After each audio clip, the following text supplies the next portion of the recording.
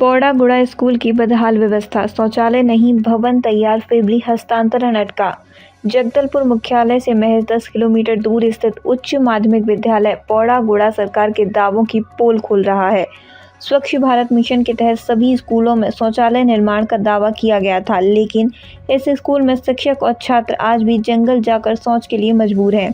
विद्यालय का संचालन आज भी ग्राम पंचायत के सामुदायिक भवन में हो रहा है, जहां न शौचालय है न पर्याप्त कमरे। एक ही हॉल में 5 कक्षाएं एक साथ चलती हैं, जिससे पढ़ाई लगातार बाधित होती है।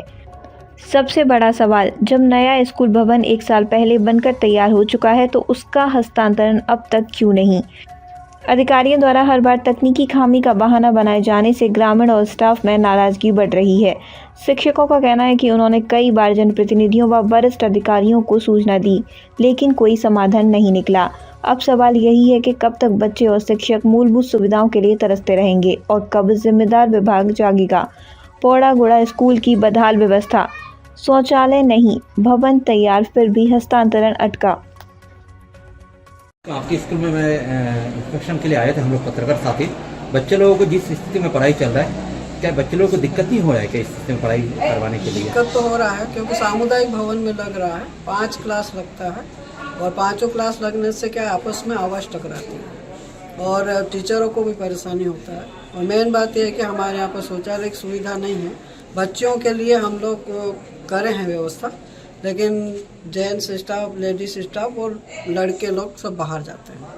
तो वही है। और अधिकारी वर्ग की तरफ से आश्वासन मिला है कि अगले सप्ताह में मीटर लगवा दिया जाएगा और वो भवन जो हमारा बना हुआ है उस भवन में हम लोग शिफ्ट हो जाएंगे। और पीडब्ल्यूडी की तरफ से कितना दिन हो गए जो पीडब्ल्यूडी कंप्लीट हो गया पीडब्ल्यूडी की तरफ से भवन?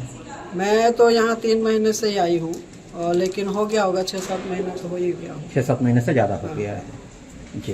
तो इसमें जिस तरीके से आप बच्चे लोगों को पढ़ा रहे हो, इसमें तो ऐसे देखा जा रहा है कि बोर्ड क्लास के रिजल्ट खराब होने के असर, उसका पूरा का पूरा असर आपके ऊपर आएगा, प्रिंसिपल के ऊपर, क्योंकि स्कूल का रिजल्ट। ये पढ़ाने वाले जो हैं टीचर लोग बहुत मेहनत करते हैं और मेहनत करने के बाद बच्चे लोग को अलग से एक्स्ट्रा बाहर निकाल कर भी, कभी कभी ऐसा होता है कि बाहर निकाल कर भी उन बच्चों को पढ़ाते हैं, क्योंकि जो कठिन सब्जेक्ट है जैसे बायो है, फिजिक्स है, केमिस्ट्री है, उसके लिए बहुत परेशानी होता है ना, तो उसको कवर करते हैं।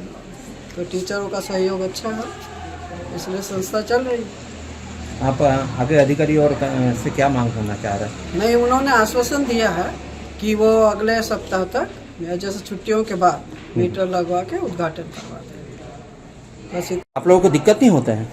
नहीं होता है। हम गांव के सामुदायिक भवन में पढ़ते हैं और पढ़ते समय पूरा आवाज़ गूंजता है और सामुदायिक भवन में ही 5 क्लास लगता है, जिसके कारण पढ़ने में भी बहुत दिक्कत होता है। आवाज़ गूंजता है तो कुछ समझ में नहीं आता है। टीचर इतना पढ़ाते हैं लेकिन कुछ समझ में नहीं आता जी। और यहाँ पर आसपास कोई शौचालय नहीं, आप लोग को दैनिक क्रिया करने के लिए दूर भी जाना पड़ता है? जी, आंगनबाड़ी केंद्र के पास जाते हैं, बहुत दूर होता है, क्योंकि पास में नहीं है, सामुदायिक भवन में शौचालय नहीं है, तो हम लोग को बहुत दिक्कत होता है, दूर जाना पड़ता है। आगे पीछे जो स्कूल बना है अगर जल्दी आप लोगों को दे दिया जाए तो आप लोगों के अच्छा है? जी, अगर वो स्कूल मिल जाए तो हमारे लिए बहुत अच्छा होगा, क्योंकि वहाँ पे शौचालय भी होगा, अलग अलग रूम होगा, तो हमको पढ़ने के लिए बहुत आसान होगा।